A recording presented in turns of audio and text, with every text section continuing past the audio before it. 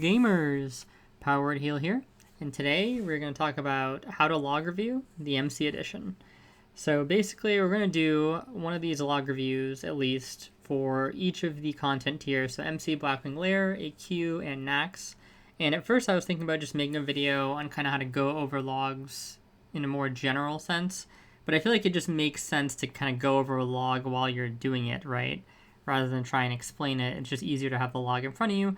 So if we're going to do that, we might as well just do a relevant log from the 2024 fresh, and we'll do it each tier because sometimes there's specific stuff that you want to look for depending on the raid tier, right?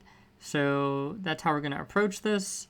It's going to be kind of like from the healer's perspective, obviously, what to look at if you're a healer, more specifically a priest, but I think it's kind of applicable to healers in general, and just kind of what you're going to be looking for when you go into logs to kind of either bring things to the attention of your guild or just to kind of see how you're performing, right?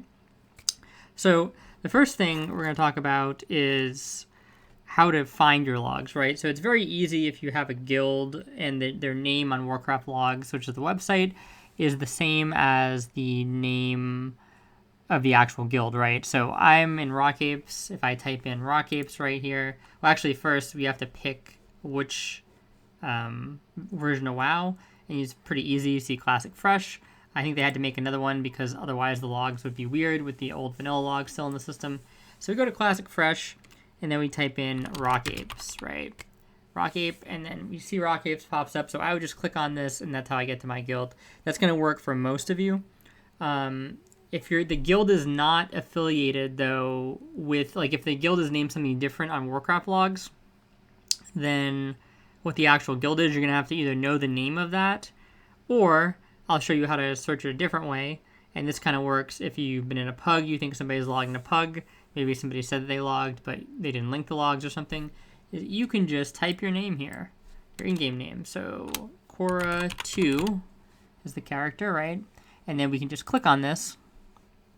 And then this is going to give you like a general world logs page where it's going to just, for your character, and it's going to just break down like your kind of like high scores or whatever. For healing, this is very unimportant for the most part, right? But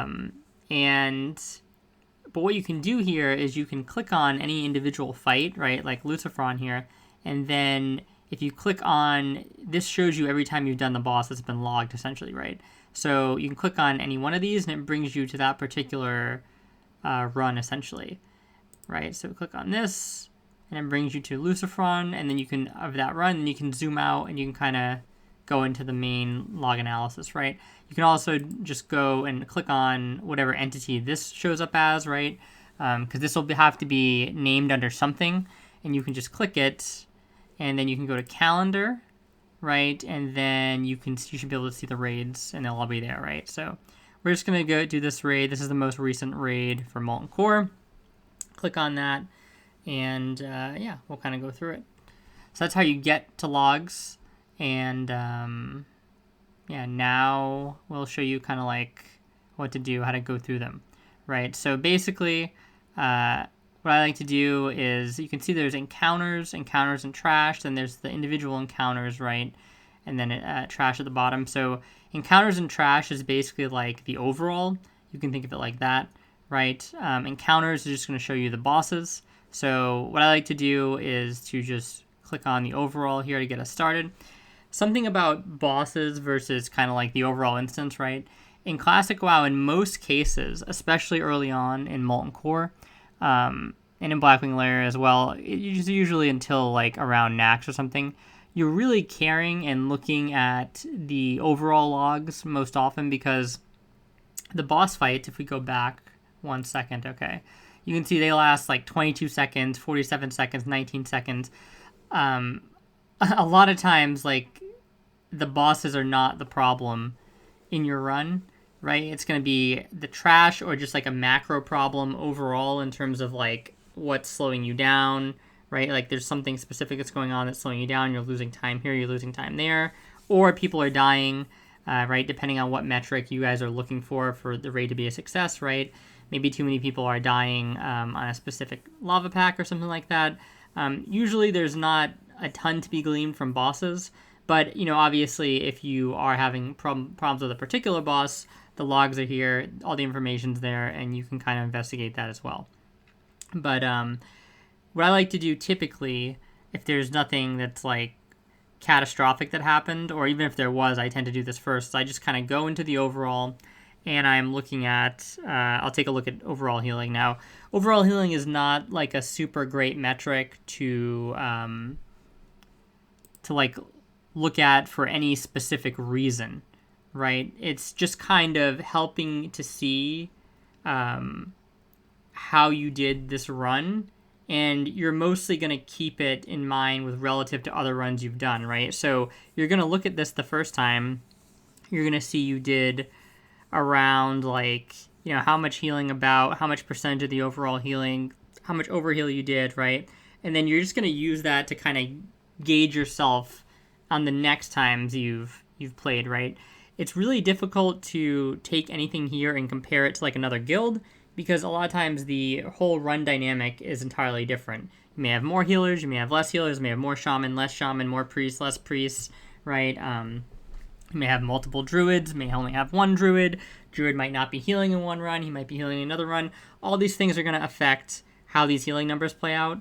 Also, just how quick your raid does the instance is going to change a lot of this as well, right? How well people play in general. Are they standing in fire? Are they not? There's a lot of things that can kind of make comparing these things cross-raid very difficult, and that's why healing parses in general are just not a very good metric to kind of gauge a healer's performance.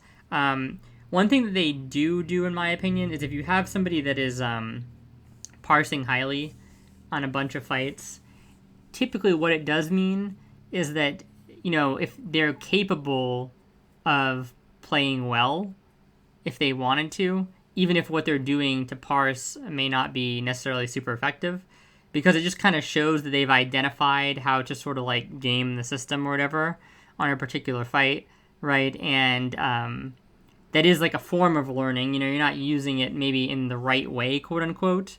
If you're using it to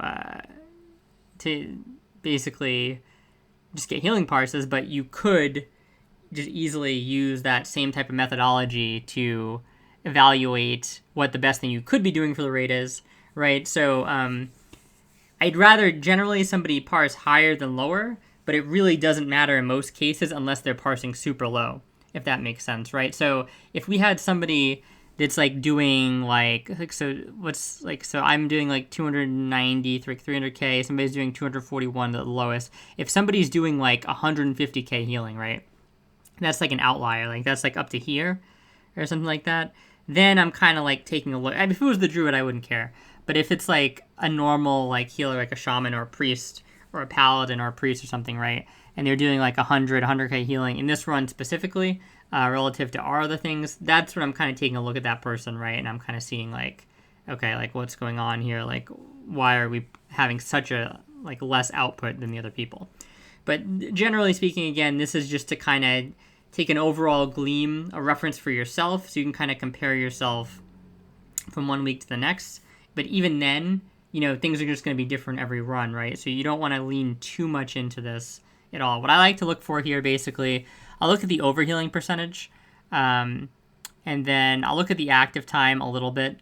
But the active time is not something you're going to be super concerned with unless you're looking for problems in a player performance. Like if you think somebody's like literally kind of AFK in your raid, like they're AFKing a lot, or they're just like very slow with their actions, like they're not pressing buttons like with any reliable consistency at all, you could sort of glean that from active time. But in most cases, people's active time is going to be relatively consistent. It's going to be within a certain band, and all of these active times look pretty much normal, I would say. And then the overhealing, I'm going to make a video on overhealing. Overhealing is like a topic of great debate, I would say. But I would say for MC specifically, on a priest, you definitely don't want to be overhealing a lot. There's some classes like Shaman, I give a bit more leeway to overhealing because of how Chain Heal works, obviously. if a druid is going to like invest a lot of their effort into healing, which I don't recommend, but if they do that, then they are going to produce more overhealing, right, than normal, because of how the hots work. There's no like smart hots in this game, so you're kind of just left at the mercy of how the hots work on a basic level. So those classes are going to do a lot of overhealing. Paladins on Alliance side tend to do a lot of overhealing because they can just afford to do a lot of overhealing. Paladins don't necessarily have a mechanic that makes it acceptable for them to overheal, outside of the fact that they just essentially have infinite mana once they get a little bit of gear and when they're world buffed, right? The crit talents work really well in their favor. So that means that they don't really struggle with mana very much, so they can just keep spamming on a target like a tank, and it's not really a problem from them. So you don't really want to be overhealing on a priest, though, because especially at this stage in the game, you don't have just a ton of resources, right? And you want to make sure you put every point of healing into somewhere that matters, and you don't want to be wasting it frivolously. The argument for overhealing typically is when somebody's talking about healing a tank, right? Because there'll be some fights in the game where, damage is like so high, right, that you're essentially trying to predict like all the time, like when the hit is going to land, and you're going to be casting. And I'll talk about this. We talked about cancel casting in like the last video, I think, in terms of like what you're going to be doing during raid. But there's going to be some fights where the spike damage is so high, and maybe the fight duration is like short enough where you can get away with it, that you kind of want to let heals go through if you think they're even going to have a chance to be effective heals, right? So you're not letting heals go through that are like for sure going to be over heals, but you're letting heals go through that even have a chance to do some real healing, right? Because the spike damage is so high, you're just trying to get anything on the tank in that moment, right? And in those cases, on those fights, it's more acceptable to have more overheal, obviously, because you're making that conscious choice. You want to kind of protect the tank at all costs. It's not that you don't want to protect the tank at all costs in MC, but it's more just that there's very little that does that type of damage in MC, like pretty much nothing. Like maybe Ragnaros is like the closest thing, but not even really. So you can cancel cast pretty reliably on any fight in this instance, and actually cancel your cast appropriately when you think that it's not going to make a difference, and then restart the next cast, especially if you're using flash heal, and you'll be fine healing the tanks like 99.999% of the time, right? So there's really no need to like just piss away mana in this instance in particular, especially as a priest, right? So I tend to look at the overhealing, and I just like to see it under 20%. For myself, I've had it really low sometimes. Sometimes it's, a little bit higher. Sometimes you're just not playing as well. Sometimes maybe you thought there was a particular moment in the raid where you really needed to like put a lot of healing down on somebody. You didn't really care about the mana efficiency, or you knew you were going to remax later, right? So overhealing isn't always a bad thing, but on a priest, specifically on horde side, it's just not necessary for you to be overhealing a lot, right? You should really try and be more conscientious with your mana. So yeah, I try and look at that, and like even something like this, it could be improved, right? It's not the greatest, and we probably were a little bit wasteful this raid. Probably didn't play super well in this particular aspect. But yeah, that's kind of what I'll look at for the overall, just seeing like, is somebody really lagging behind? What's the overhealing like? Right, everybody's active time around the same, and once you kind of scope that out, you can't really glean that much more from this screen right here. So we will move on to the next thing, which is dispels. So I'm looking at dispels from a priest perspective, but you could, depending on your class or whatever, you would just look at it from that class's perspective, right? So what we're going to do, and this is the part of the video that's going to be a little bit specific to MC, is we're going to go through the dispels, and we're going to look at, I'm going to tell you like what you should be dispelling, what you shouldn't be dispelling, and we're kind of look at how we did, essentially, right? Luckily, I think this lists it boss by boss. So yeah, if you get Dominate Mind, Impending Doom first, then Lucifer. Yeah, this is all like, the trash might be a little mixed up, depending on when the mobs cast their abilities, because core hounds don't always get an ability off before you kill them. But for the most part, this is kind of like an order. So we can kind of go in order, walk through the fights specifically, and then I'll talk about the trash as it shows up. So Lucifron, the first boss, and the most important ability is Dominate Mind. Now, the most popular debuff that you're going to hear about, and if you go search a guide on Lucifron, the thing that's going to come up is Dispel Impending Doom, right? And Impending Doom is like fine to dispel, generally speaking, right? Dispelling it is better than letting it go through if you can, because obviously dispelling it saves more mana. And even so, unless you're remaxing mana completely after Lucifron, which most skills probably don't do nowadays, you're going to want to try and save as much mana as possible, right? So it's just more cost effective to dispel the debuff than not. But really, the most important thing, the thing that's going to kill people on Lucifron is Dominate Mind. It's the mind control the ads do. Now, my raid uses restopots. So what a restopot does is it basically is like a hot on you that purges things. I think once every 5 seconds or once every 3 seconds is a tick like that.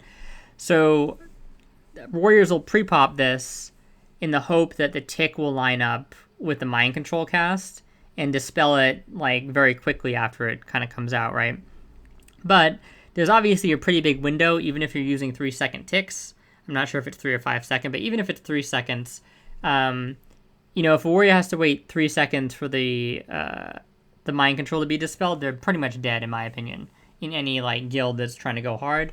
The damage just gets really insane. People are cleaving. They don't really care. Like, nobody's going to, like, not cleave to protect the mind controls. They're just expecting the priest to do their job and the restopots to do their job, right? So, when people are using restopots and you kill the ads quickly, you're not going to have that many of these go out. You see there's only 5 dispels total here.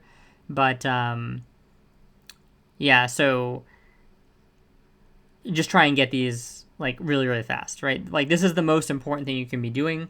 And you can actually see when the mind controls are going out, because if you have like a, normal enemy frames or whatever, you can see the cast bar. So like what I like to do is the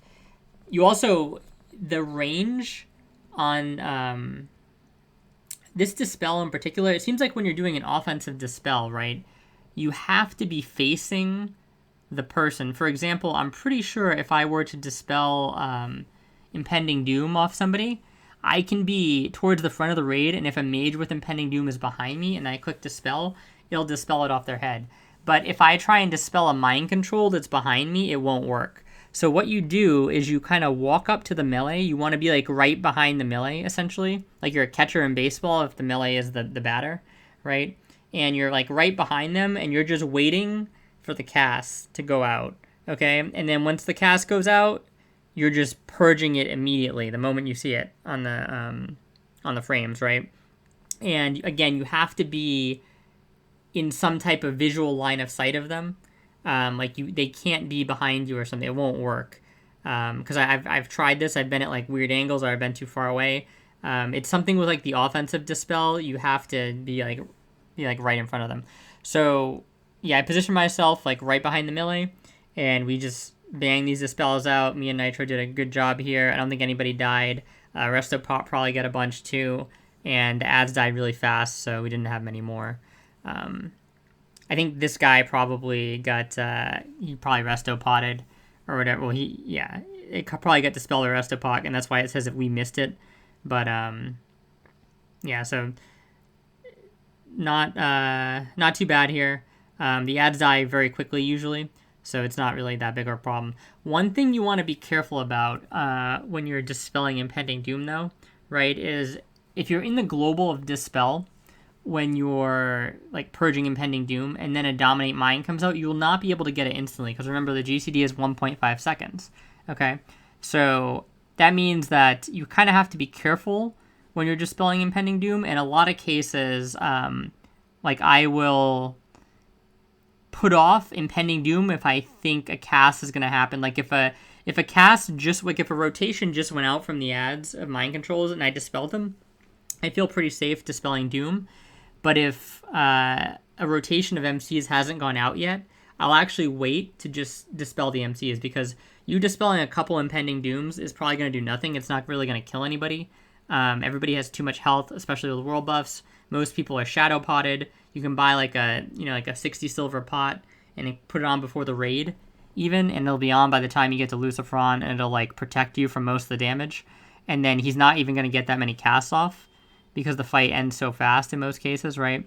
So dispelling impending doom, in my opinion, is like definitely a secondary priority. And you really want to dispel the tanks now, or the melee, because they have the greatest risk of dying. Like, they'll get blown up by the other melee. Now, technically, shamans can also dispel this debuff, but I almost never see them dispel it. So I kind of just take it upon myself to dispel it.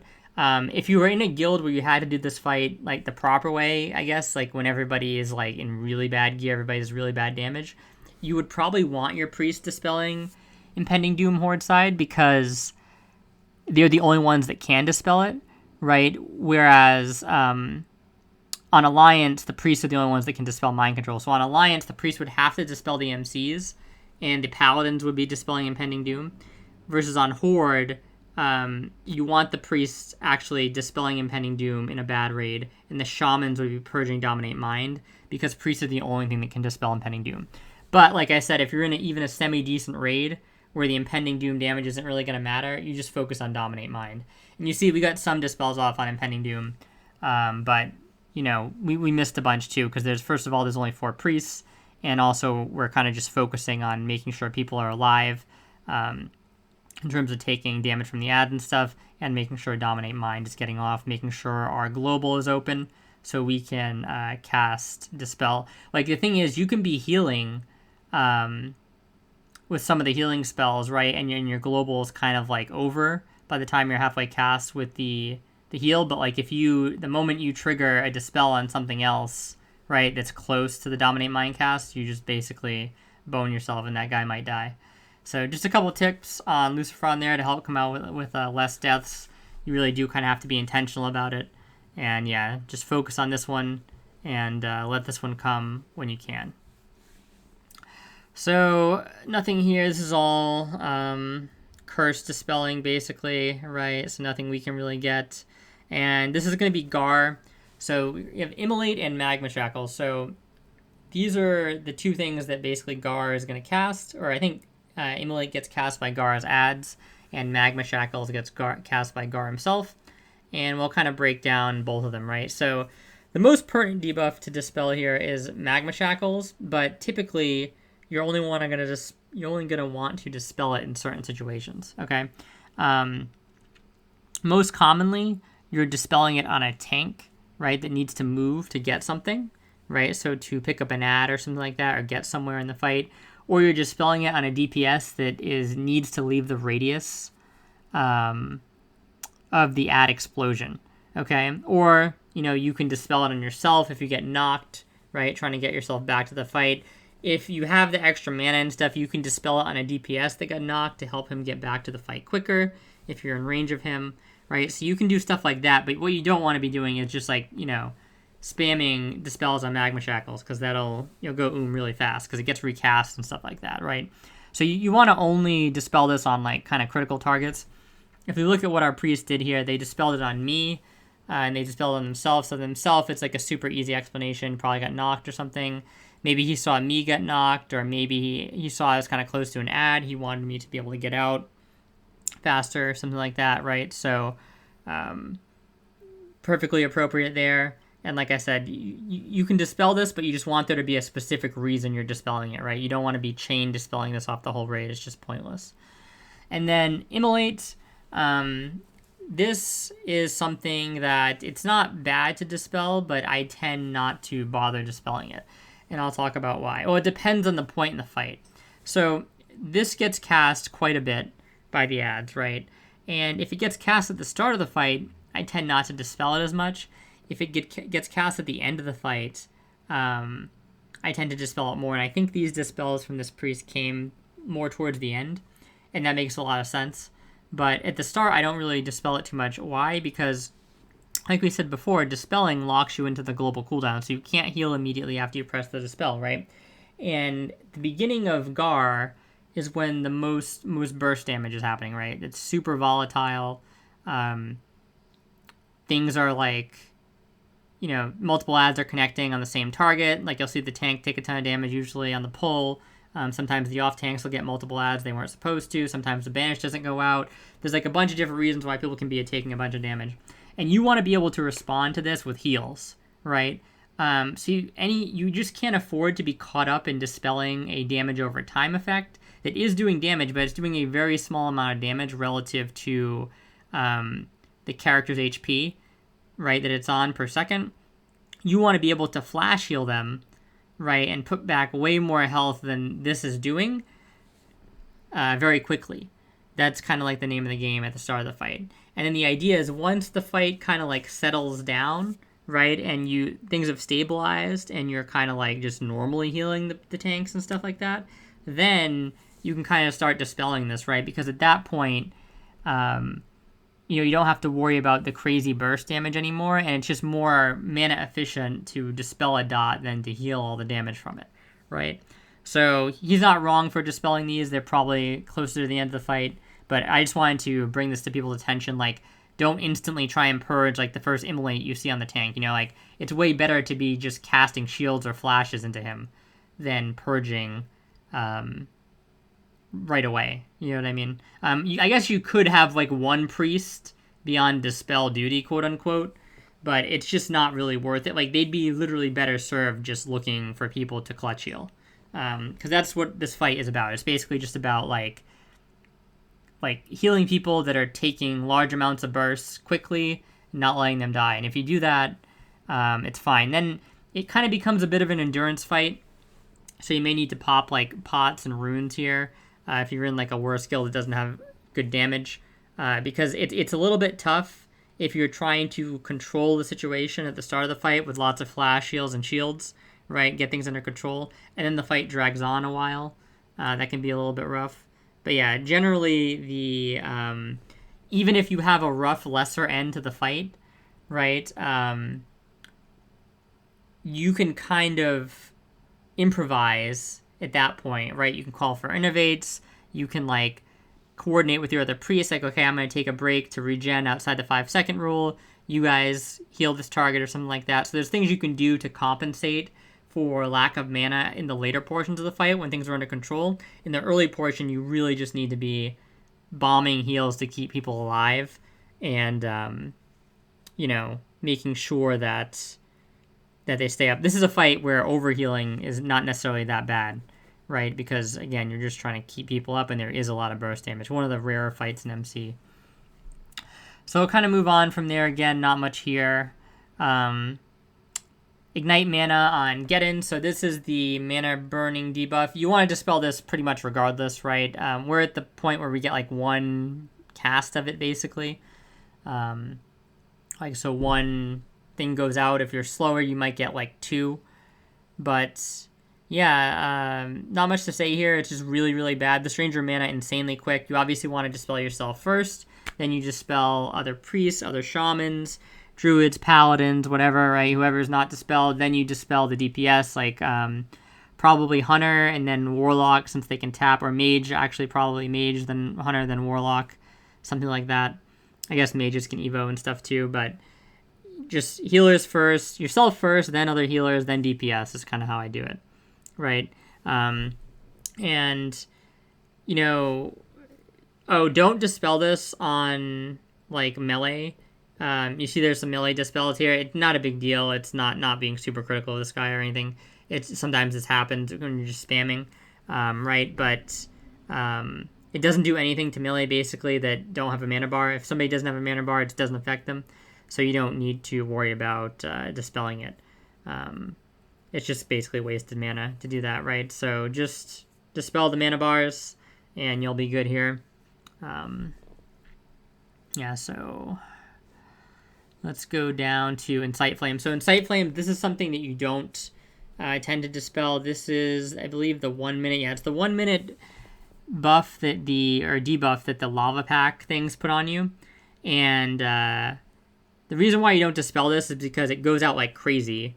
And then it stacks. But the thing is that you can't go below 0 FR. So you can't ever go negative from this.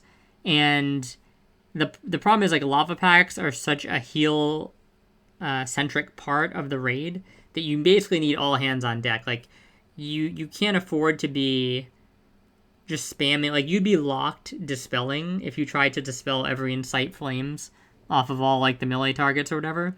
And then even if you're like being like, oh well, the melee targets are the most important. Well, it's like, well, the range can get Fire Blossom still, so you technically have to make the argument that you should be dispelling off the range as well, and you'd be locked forever in the GCD, right? And you wouldn't be able to do any healing, any shielding. It would be terrible, basically.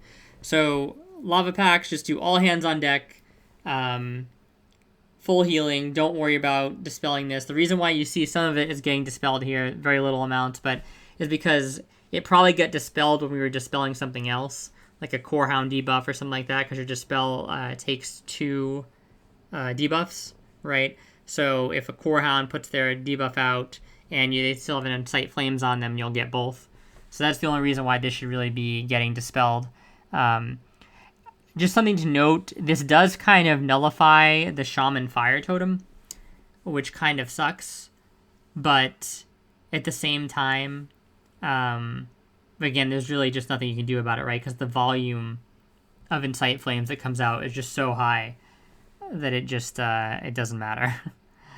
So going next to Ancient Dread. So this is a Core Hound debuff. This is like an S tier debuff that you want to delete, right? This is like the same tier as like the Mind Control base. It's like 1 tier below, I guess. That would be like a Z tier because it straight up kills people, right? But you mouse over this and it's terrible. 50% casting speed, 100% time between attacks. Like, you want to delete this off of people ASAP. It just makes the run slower, makes healing worse. If it's not right, it's just bad on everybody and everything. So when this comes out, you just dispel the, send it to the Shadow Realm, basically. Don't hold back. Then the Immolate and the Shadowward Pain here. These are dots the Flamewalker Priest from Sulfuron casts. This is a similar situation to Gar. You really don't want to be dispelling anything like this at the start of the fight because there's a lot of burst damage that goes out, so just heal the tanks. But at the end of the fight, which is probably when these dispels came up, feel free to just kind of like dispel them because obviously it's more efficient to dispel them than to heal through the damage, right? So very simple there, same concept as Gar. Withering Heat. This is another S tier debuff. We mouse over this. The Core Hound stuff is nasty. Reduces maximum health by 35% for 15 minutes. So this is it's crazy. And the good thing about this is when you dispel it, they go right back to like... So if somebody's at 100% health and you dispel this, they're not at 65% health, right? They just actually return to their normal health, which makes it very... it's almost like you're healing, especially if this comes out in like the middle of a lava pack or something, because you're providing people their max health back, right? You're basically healing them for like 35% of their max health when you dispel this. So this is super good to get rid of. You want to get rid of it immediately. Nothing else to be said. So you want to be super on point with this. Delete it as quickly as possible. Soulburn. So Soulburn is the thing that the fire elementals do. This is it basically... you can't cast spells, so it's really bad on casters. It also reduces damage if it's a physical person, right? It deals kind of a lot of damage, and it lasts 16 seconds. So this is something that you want to just instantly pop off, especially if it's on a caster, because it basically just doesn't let them cast. Like, theoretically, if you didn't dispel this on a priest and you had enough Fire Lords pulled or whatever, you could kind of really get in trouble, because your priests who are capable of dispelling it could all get Soulburn. Nobody can dispel it now, if you're on Horde side at least. And it just keeps going on other people, but that would really never happen. But you just want to get it off people as quickly as possible so they can use their buttons again, right? Or actually do damage again. So this is a huge priority. I would say so the Mind Control is like S tier, right? Withering Dread is like, well, that's like S plus Mind Control. This is like S tier. I would say this is like at least A plus tier, right? You want to get this stuff off. And then the last debuff is Cauterizing Flames. This is another Core Hound debuff. It reduces the fire res by a massive amount, but again, remember, it doesn't go negative, right? So it doesn't really matter getting this off. You see that we're all kind of very even on dispelling this, and the reason that's probably the case is because this tends to not be something you prioritize, and it comes off when casting other dispels. So that's probably how we have our dispels here.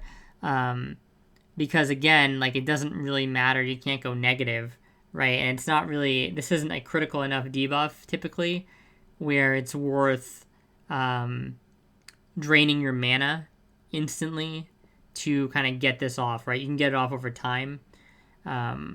This is one that's a little bit different than Incite Flames in the sense that, so the thing with Incite Flames is that it lasts a minute, right? So you can just always let Incite Flames fall off. But with this, you do probably want to eventually get it off people, right? It's just that the time period in which you let it remain on them can be a lot longer, right? Without it really being too much of an issue.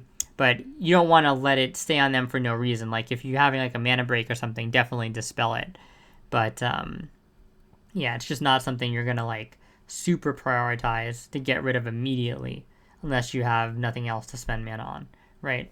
So yeah, that's basically the dispels in MC, what you should be looking out for, what you want to be high dispels on, what you don't want to see dispels of, right?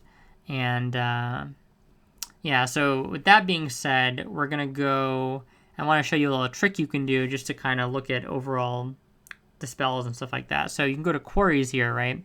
Go to Summary, go to Quarries, and then go to Dispels and Steals. And you can do this with a lot of things too, not just dispels, right?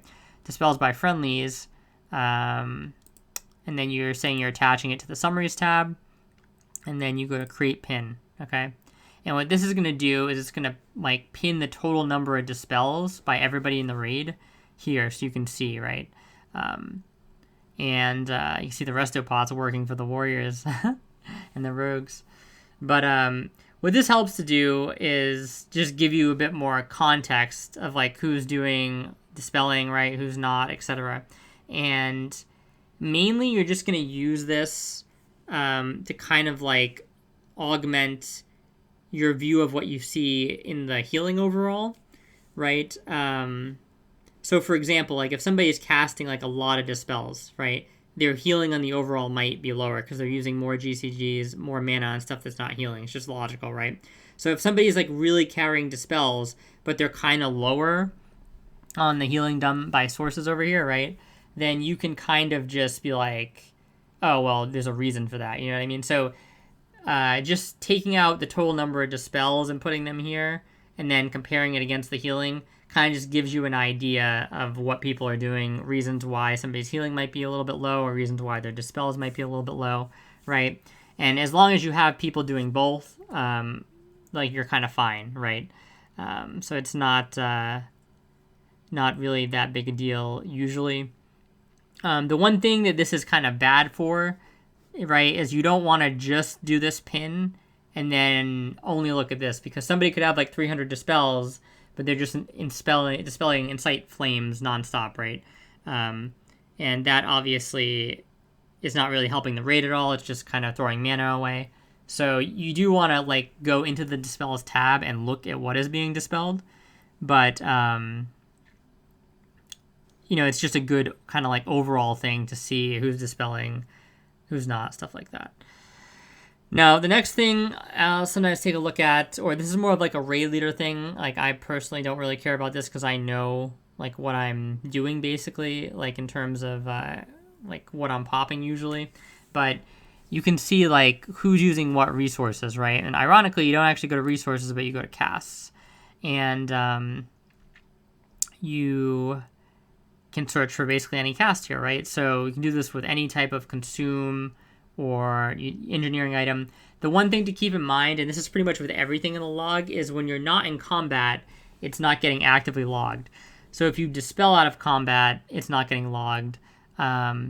If you drink a mana potion out of combat, it's not getting logged, right? If you drink a dark rune out of combat, it's not getting logged. So that's one thing to keep in mind, and this is a bit imperfect in that regard, but it still does give you a general idea, right? And if you have a raid leader that's like really anal about like, oh, you want to use so many mana pots a raid or use so many runes, you know, you want to be, I guess, in that situation, you want to make sure that you're using them like while in combat, right? Because otherwise, they're not getting recorded, and people are going to think you're like a slacker or something.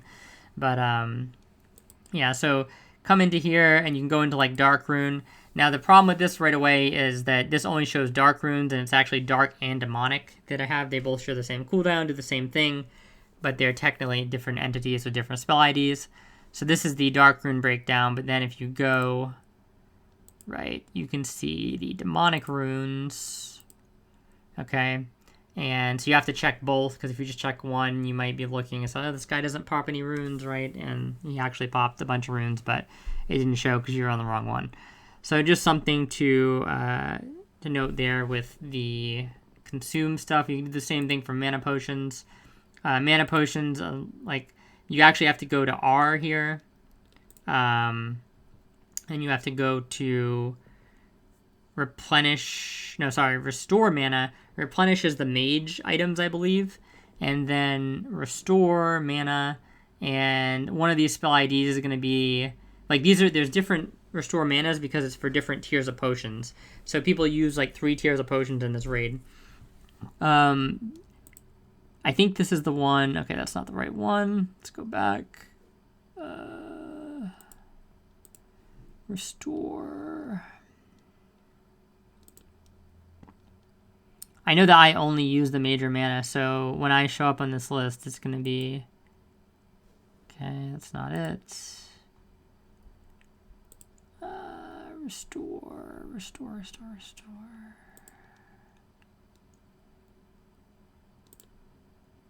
Okay, so this is like the major mana potion tracker or whatever, basically. It's the whatever this spell ID is here. We should actually go back and... But yeah, each one has a different spell ID, so it's 17531. I don't know if this changes every time or if it stays the same, but that's what it is in this raid. So, yeah, you can check mana potions like that. So the one thing to take away from the mana potion thing is just like, you know, it's not always named just like whatever the item name is. Sometimes it's like the effect, so you have to like figure out what that is. In this case, it's restore mana. Another thing you can also check is innervates, right? So you go to I, and then you look at innervate, and you see who got what innervate, right? Or how many times this is cast. Again, this is only going to show in combat, I believe. I actually think you can go to, if you go to buffs, right? You can check innervate with buffs as well, I believe. And I think this might actually capture the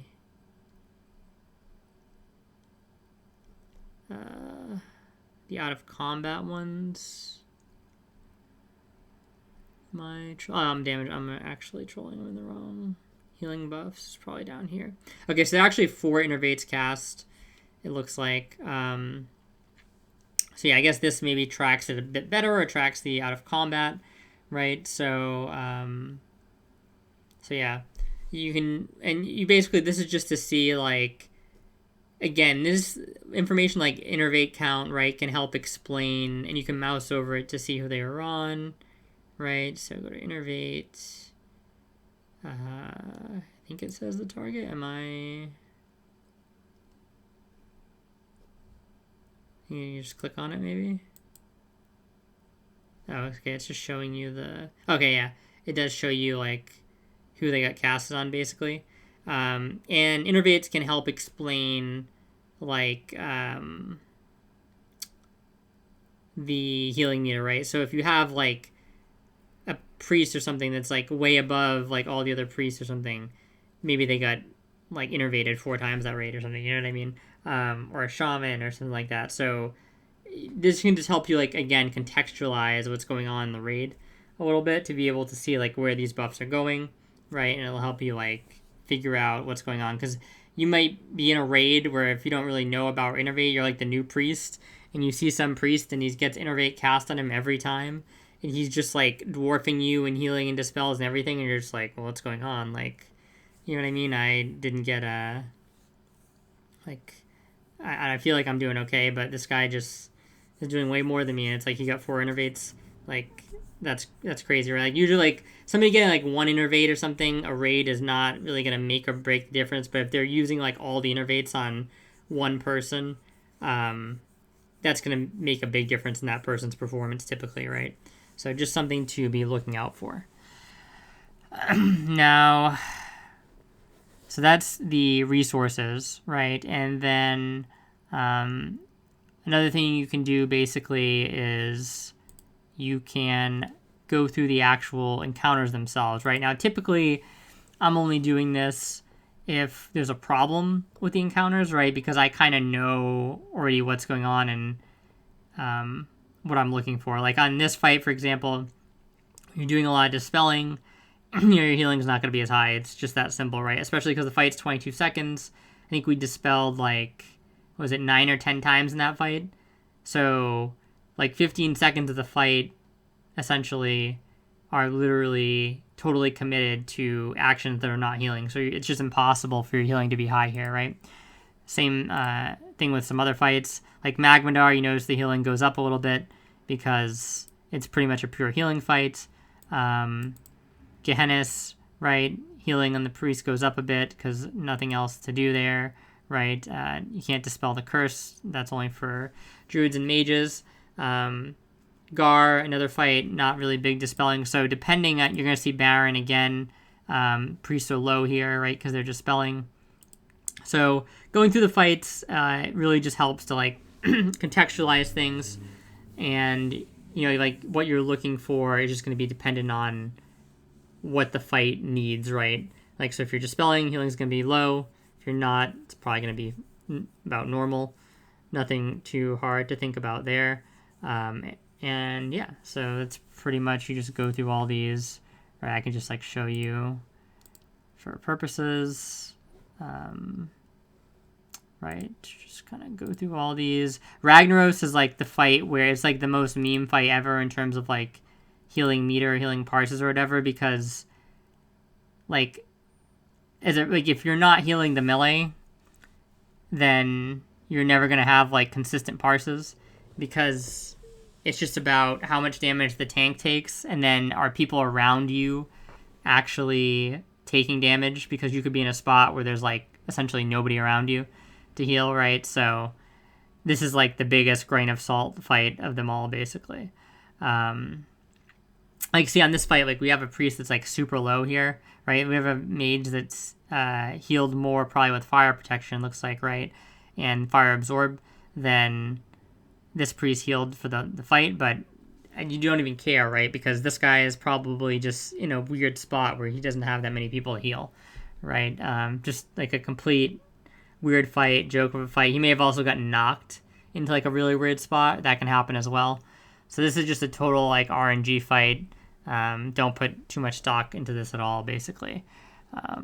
Unless like there's problems, you're having problems, right? Then you can kind of go in and try and diagnose why people are dying and stuff. But if everything's fine, then don't overthink it. The last thing you can really look at, I would say, well, we'll do one more thing after this, and this is probably actually going to be your main, like this is the most important thing. We kind of saved it for last. It's kind of like the death logs to look at as a healer. This is on Ragnaros. Okay, so we want to go overall. Okay, so this one, there's a lot of deaths in here because we had like a partial wipe on one of the lava packs, but it's an interesting kind of display of things, because the reason probably why that partial wipe occurred is because we had a tank die before that, which was only like a single death. We had very little deaths up until that point, and the tank dying took his buffs off, which means that he lost throughout in the next pack.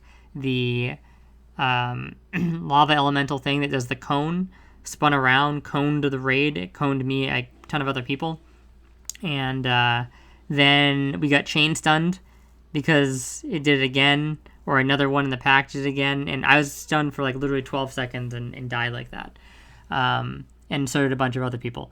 So that kind of obviously just shows that, you know, a death on the wrong person in the raid can have kind of catastrophic effects, especially if you're in like kind of like a hardcore raid where people are really pushing damage, right? So that's why it's important to try and fix even low amounts of deaths or minor deaths, because this death that we had on the tank kind of, the off tank, snowballed and basically allowed the wipe to happen, probably, right? The wipe probably doesn't happen if he has all of his world buffs there. So there's a lot of deaths in here that we're not going to bother to go through, basically, because most of these came from the actual lava pack thing.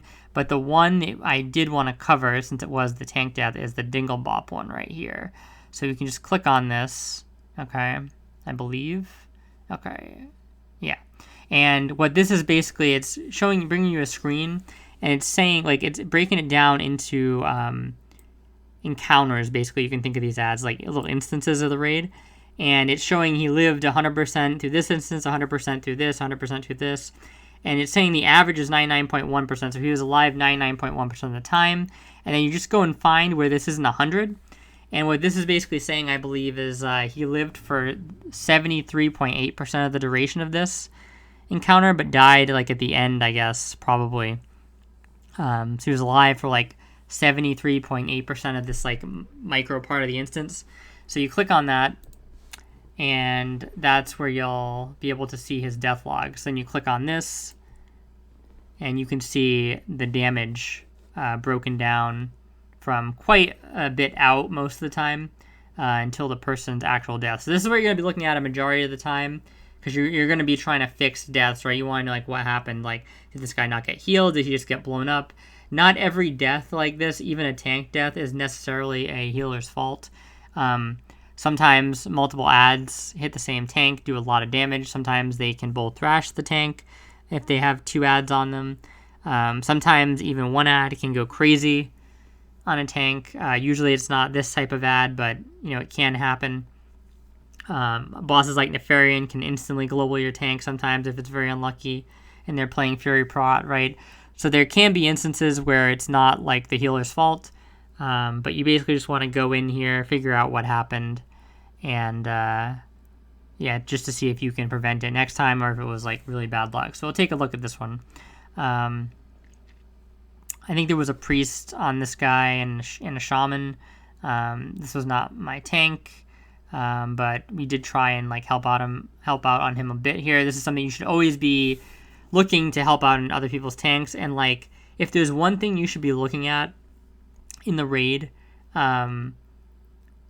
like outside of your assigned target, it's tanks essentially, because tanks are where all of the damage is generally funneled, right? Like most of the time, if somebody's taking like a stray hit that they weren't meant to take, a tank may have like grabbed that ad even, right, to take the damage onto themselves. So even if like you only have like 2 assigned tanks, right, for let's say you're doing the first part of the raid with the Molten Giants, right, and you haven't gotten to lava packs yet, but then let's say you pull extra stuff, right?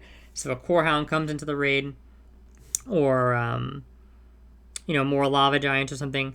The people you're going to be looking to pick that up and who are going to be reacting ideally and picking that up are going to be like your other off tanks that you're going to have later on in the run. So you kind of want to familiarize yourself with who's tanking for you, who's off tanking, and not just like pure boss off tanks, but like you want to know the names of the people who are tanking ads like during trash and stuff like that, right?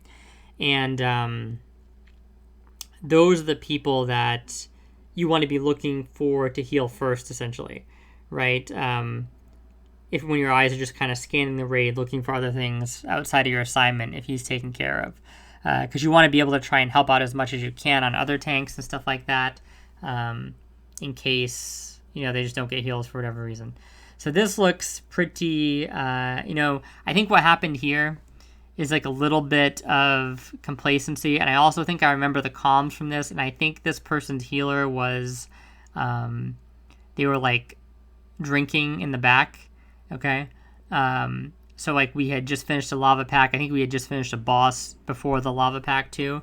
So people were kind of they were trying to recover their mana. We pulled the next pack. What's going to happen is usually your raid leader is going to have like a mana weak aura. So they're going to see that, enough of the raid, in their opinion, is high enough mana to pull the next pack. And the problem is sometimes what can happen is like you might have 2 critical tank healers that are low on mana or something, and the raid leader who's like leading the raid, excuse me, tongue tied, he might not exactly have like written the assignments for the raid, right? He's just leading the raid, and he's familiar with the assignments that he needs to tell people like what to tank and stuff like that, but he's not necessarily familiar with like who's healing who and stuff, right? That's kind of like beyond him usually. So that means that he might pull when those healers are kind of low, and then there's maybe nobody healing those tanks because those people are behind, right? So what you can do to prevent that is you just give comms. Very simple. You just say in Discord like, drinking, like tapped, somebody else pick up heals on this guy. And if you say that 99% of the time, everything goes fine. In this case, that probably didn't happen. We almost saved him, right? We got some heals off at the end here, but he took quite a lot of damage and died. Not the biggest deal in the world. I mean, it did cause the partial after, but stuff just happens, right? Sometimes people forget to calm things, but you really should be just trying to calm if you're going to have to drink for an extended period of time and you're like a main tank healer or something like that, and let other people pick up the slack. But yeah, it looks to me like it was a little bit of that, and then it's possible that the slack, like usually the slack gets picked up naturally, but I think what happened here is he's kind of hovering around that, 70, that like 50, 60, 70, 80% mark, and doesn't look like he's taking a lot of damage. He's taking pretty standard damage, and then all of a sudden here, he just gets like parry hasted or thrashed or whatever. I don't know if another ad hit him here, or if it's the same. It's all Lava Reaver too. Okay, yeah. So this guy just popped off on poor Dingle here and did like a lot of damage in a very short amount of time. And because it didn't look like he was taking tons of burst damage, he got dropped really quick. I'm going to guess this is probably like a parry haste situation, because typically things don't thrash like this once they're already on the target. It's kind of like happens on first contact usually, but usually doesn't happen, or like on aggro swaps, but usually when a target is like under control like this, it doesn't do that. So maybe it's just a parry haste. Somebody was just in front of the mob or something like that. But regardless, he took a lot of damage here, and I think it probably caught some people off guard. I got the shield on him. We got a chain heal bounce on him, but wasn't enough to really pull him through, because remember after this, like, I can't heal him because I'm basically locked for like 1.5 seconds, and it was close, I think, but yeah, so sometimes people just die like this. This is gonna happen. Like, it sucks because this guy lost his buffs, and playing without buffs sucks, but and you want to try and prevent it, obviously, right? You want to be on your toes as a healer, but you are going to lose people like this, even tanks. There's just a lot of things you have to keep track of in the raid.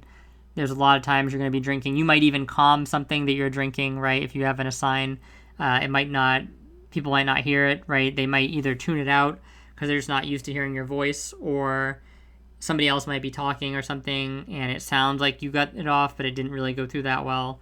So there can be a ton of reasons why stuff like this happens. Don't like dwell on it too much, but obviously you want to try and prevent it because it can lead to bigger problems, like we mentioned, like this guy not having buffs, not having threat, then the subsequent big partial wipe happened. But yeah, it looks like pretty simple here, just like this guy not getting heals, he was getting some heals, he wasn't getting super consistent heals, and then he just got blasted, right? So it's always good to try and top off these tank people in the lava packs, because sometimes they can just go crazy, or people can get fire blossomed, right? But nothing like super egregious here, just kind of small mistakes, and sometimes small mistakes are just enough to cause deaths because there's a lot of burst damage, as you can see, right? And yeah, we're not going to go back through the entire death log here, where all those people, because like all of them pretty much died to the lava pack, which involved everybody being stunned. So because things got, like, the ad got loose into the raid. So obviously that's why that happened. But basically, you're going to spend a lot of time in this death screen and trying to figure out why people died. That's the kind of like the most effective thing you can be doing as a healer most of the time, unless you're like super new and you're really trying to like just see if your dispels are okay, if your general healing is okay, how much overhealing you're doing, right? So those things are more useful if you're really new. But the more experienced you are, you're pretty much just looking at death logs. And then the other interesting thing you can do with this, which is sometimes useful for healers or just people in general, right, is you can go to replay, right? There's like a mechanics tab here. This is like harder to glean a lot of stuff from in an instance like MC. Like I think this would show if somebody killed a bunch of people with Baron Bomb, right? So this tab can show like very obvious errors like that, but it's not going to catch like every error.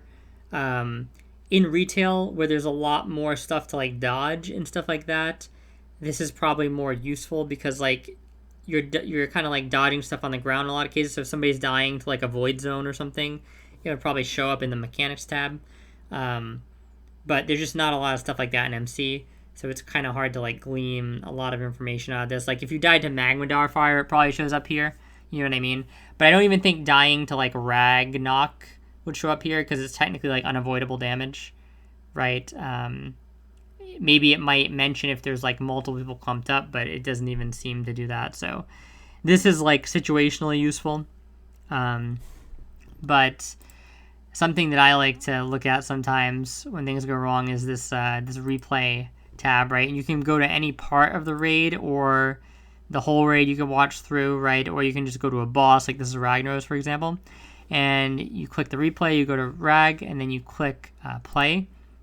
It actually shows you the character positions, right? Shows you the boss position. And so this can kind of see, like, if you think somebody ran on top of each other, or, like, let's say you had a griefer here, like, I'm here, right, and I want to suicide the melee. So I jump into the lava, run across, and run into them, and then he targets me and explodes me and sends the melee everywhere. You could see who that was, right? Because you could see them literally walking across. This is like a feature not many people know about with the logs. If you're not familiar with them, people who obviously familiar know about it, but it's kind of cool, and it can be useful sometimes. And it even shows things like I think it showed like the Rag Knock here, like that. This is the see how we're all like coming back to this area because this is where the knock happened. So I think it actually just shows the knock. Yeah, see how they get knocked away and they come back. So yeah, it even shows like certain mechanics and stuff like that, and it's pretty cool. So it even shows like the real-time health of people during the fight, right? Which is also cool. It shows the boss health. So this is just a really cool thing that's been added, and sometimes it can be really useful, other times it's not as useful, right? But it's a cool tool to be aware of. Mostly it's for like positioning things, obviously, right? And yeah, that's basically most of what I look at. And I think the main thing is if your raid's going well, right, you can kind of come in here and you can kind of do the checks that I just did, like briefly, right? Kind of see like where you're at and stuff like that. And then most of the time you're kind of good. It's really like when things go wrong, that's when you want to spend more time. And you're looking at death logs, maybe you're looking at positioning problems, right? Or you're looking in the mechanics tab, seeing what people are dying to, what weird mechanics or something like that, right? So that's more like for specific problems. So a lot of times the best use of logs is to diagnose like a specific thing that's like really holding your raid back, right? And then after that, you kind of move into just more generally assessing your performance, kind of comparing yourself to past performance states. Think like, okay, like, am I getting better here? Am I doing this better? Am I getting worse here? Like, what's going on? You know, if I change this, does it have an effect here, or does it not have an effect there? You know what I mean? Should I be dispelling more of this? Should I be healing more here? It's kind of like helps you determine things like that, right? But the main point of Warcraft logs, I would say, is to diagnose huge problems for healers, at least. For DPS, obviously, there's a lot you can optimize in your DPS rotation, potentially by looking at logs or just seeing, like, you can have more active time here or something like that. But as a healer, it's basically just kind of like we're looking for the spots where things really went wrong, and then we're kind of checking things out in a more general sense beyond that, just making sure that things aren't super out of band anywhere, right? Like, we're not falling behind on dispels, we're not really falling behind on heals, you have a decent active time, right? And yeah, we'll be fine if you do that. So we're gonna do like one of these per tier from me breaking it down from like my actual run. But if you guys want to send me more of these and want to ask me questions about them or something like that, or have me break yours down, you can do that too. So yeah, just feel free to do that if you want. But until then, I hope you guys learned something from this. Like, comment, subscribe if you like it, and see you guys next time.